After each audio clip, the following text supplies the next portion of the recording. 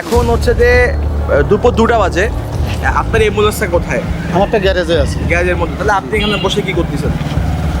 না, আমি তো এটা চাবি নিয়ে আছি, কলের অপেক্ষায়। কলের অপেক্ষায় আছি। জি। কিসে কল আসবে? টেলিফোনটা নষ্ট। হাসান ভাই শোনেন, আপনি তো আজকে ডিউটিতে আছেন, আপনি ওখানে গেলেন কিভাবে লালমনিরহাটে? আরে এখানে রুগী নিয়ে আসছি।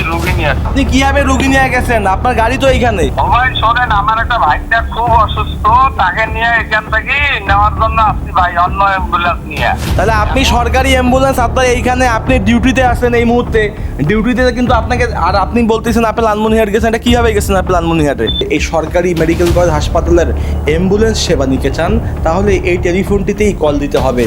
তবে আপনারা নিশ্চয়ই দেখতে পাচ্ছেন যে এই টেলিফোনটি জরাজীর্ণ অবস্থায় পড়ে রয়েছে।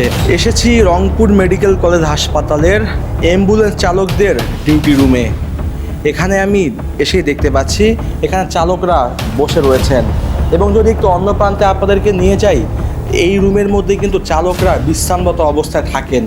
তবে এখানে যে বিষয়টি আপনাদের দেখাবো, এটি হচ্ছে এই হাসপাতালের অ্যাম্বুলেন্সের টেলিফোন। সেই টেলিফোনটি কীভাবে জরাজীর্ণ অবস্থায় পড়ে রয়েছে।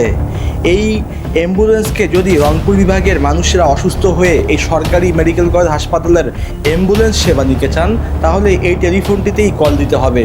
তবে আপনারা নিশ্চয়ই দেখতে পাচ্ছেন যে এই টেলিফোনটি জরাজীর্ণ অবস্থায় পড়ে রয়েছে, অর্থাৎ সাধারণ মানুষ, রুগী কিংবা রুগীর স্বজনদের কল দেওয়ার ন্যূনতম ব্যবস্থাটুকু রাখা হয়নি।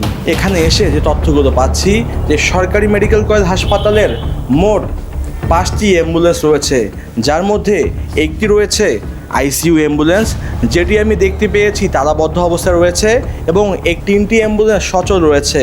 এই যে 3টি অ্যাম্বুলেন্স সচল রয়েছে তার মধ্যে কিন্তু যে এখানে সরকারি চালক রয়েছে 4 জন এবং আউটসোর্সিং চালক রয়েছেন 2 জন।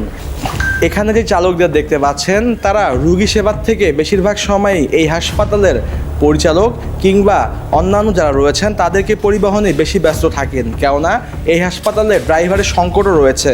হাসপাতালে আসলে রুগী যারা অসুস্থ হয় বা রুগীর স্বজনরা, তারা যে নাম্বারটিতে কল দিবে, যে টেলিফোন নাম্বার থেকে, সে কি কত বছর ধরে এই টেলিফোনটি অকেজো হয়ে পড়ে রয়েছে?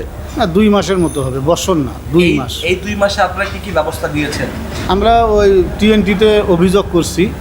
টিএনটি এলারা 2বার আসছিল, আসে চেক করে বলছে যে পরে আসবো, তারপরে আর আসেনি। এখানে টেলিফোন এক্সচেঞ্জে যে আমাদের যে মানে আমাদের যে কর্মকর্তা যে আছে আর কি দায়িত্বে, তাকেও আমরা অভিযোগ দিয়েছি আর কি বহুবার।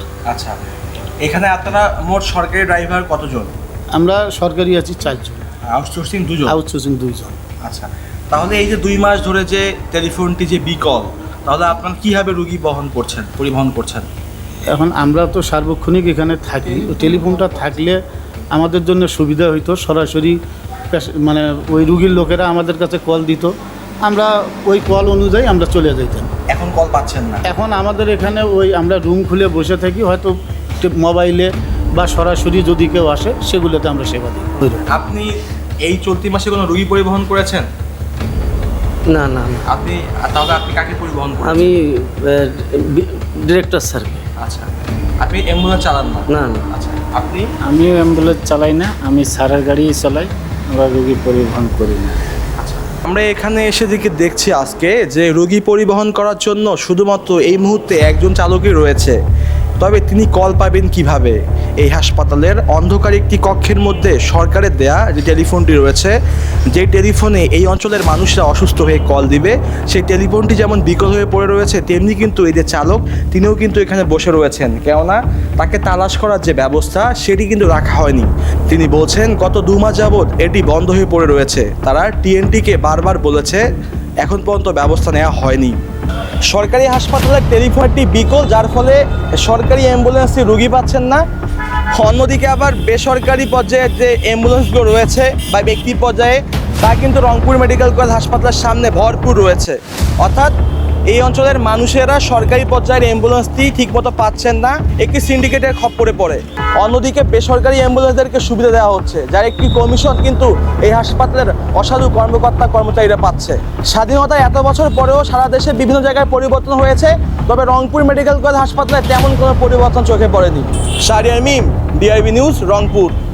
পবিত্র ঈদুল আজহাকে সামনে রেখে আরশ মার্ট অ্যান্ড ফার্মেসিতে মাত্র 500 টাকা সমমূল্যের পণ্য কিনলে পাচ্ছেন একটি লাকি কুপন এবং র্যাফেল ড্রয়ের মাধ্যমে আপনিও পেতে পারেন refrigerator, washing machine, Android phone সহ মোট 31টি আকর্ষণীয় পুরস্কার। এক ছাদের নিচে গুণগত মান সম্পূর্ণ নিত্য প্রয়োজনীয় সকল পণ্য কিনতে আজ চলে আসুন আরশ মার্ট অ্যান্ড ফার্মেসিতে। ঠিকানা বাংলাদেশ ব্যাংক মোড়, বুড়িরহাট রোড, রংপুর।